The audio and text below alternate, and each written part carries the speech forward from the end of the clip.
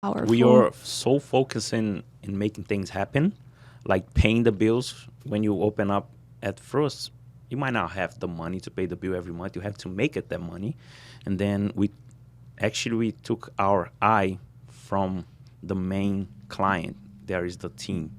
And then that creates a lot of troubles for Problems. us. Yeah, for me, it was that shock of seeing someone not showing up because he didn't want it to show up. And that opened up my eyes for a lot of things. It made me know, like, wow, look at the barbershop. What a mess this is right now.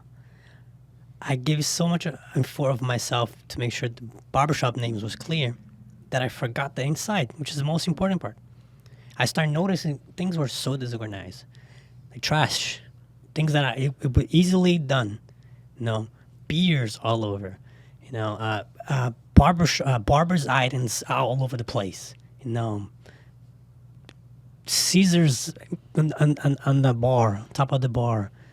Things like, why is this in here? What did you do? No, What happened? and then it was a shock to myself. I was like, what I'm doing? I'm losing myself in here, you know, because I'm giving so much effort of something that I forgot the inside part. So that was pretty much the whole year to 2019. So 2020 was a year that I was like, you know what, this year it's gonna be my year. It's gonna be the year that we're gonna. I already cleaned the name, so now I'm gonna put myself at top because that's where I want to be. I don't want to be a top. I want to be different. You know, I want to make sure that people coming in and it's like, wow, this is a different barbershop. I never seen something like that. No, that's what I want to hear. So I was ready.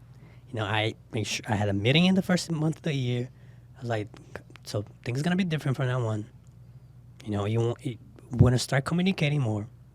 No, you're not gonna do anything without talking to me first. I was prepared for all the challenges that year, but I wasn't prepared for something else, COVID. Wow. I think no one was, right? So imagine you took a whole year to clean your business name, and then when finally things start getting back, boom, COVID, and you gotta shut down your doors. You got two options. Got desperate, or pray a little bit, you know, and have a little bit of faith that things is gonna get back one day.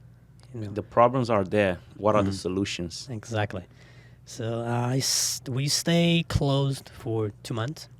I guess you guys did as well. And then it was challenging for us when we had to open up back, you know, see how things would go.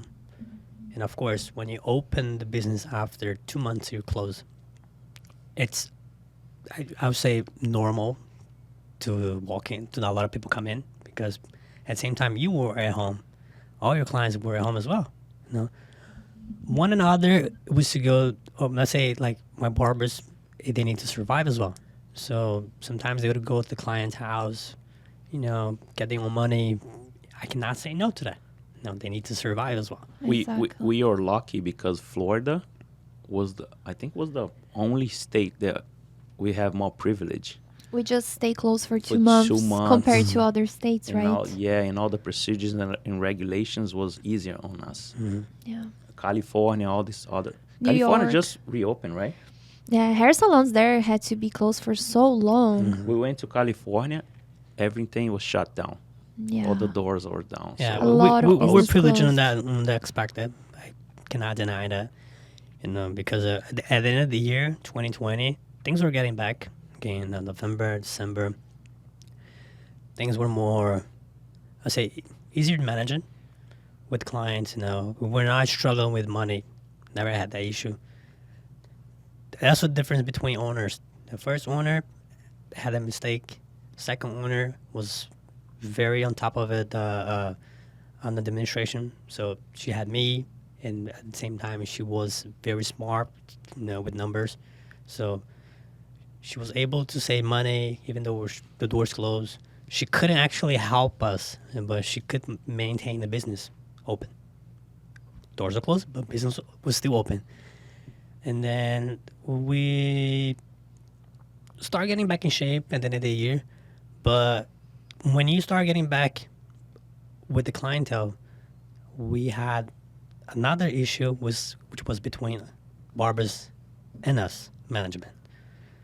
So that was when barbers started wanting to overcome us because they felt the difference between 2019, 2020. So they want to make sure they would have enough money to survive, but they were not thinking about barbershop anymore. It was like me, myself, and I, pretty much. So, or you help me, or I'm out of here. So when it gets to that point that you don't know how to manage that, you don't know how to take control of your barbers, you could lose your mind, literally, because barber, it's not an easy person. It's actually someone hard for you to deal with because they know they need you. Because how are you gonna keep the business? In my case, if I'm not a barber. You mean they know that you need them? Exactly. Yeah. They knew That me you needed They him. realized, yeah. and the previous owner would need 100% of their hands. Otherwise, the business wouldn't keep going. So So you felt like they were like threatening, like if you don't give me what I want, I'm leaving, exactly. and then you're not gonna have a they, business they because thought you need me. they had everything on their hands. The same team from 19 to 20? Same team. Same team.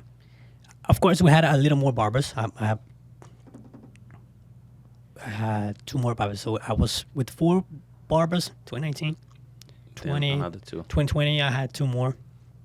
So at the beginning of the year of 2021, previous owner, she was like, listen, my head is not in the game anymore, because she fell in depression with the barbers.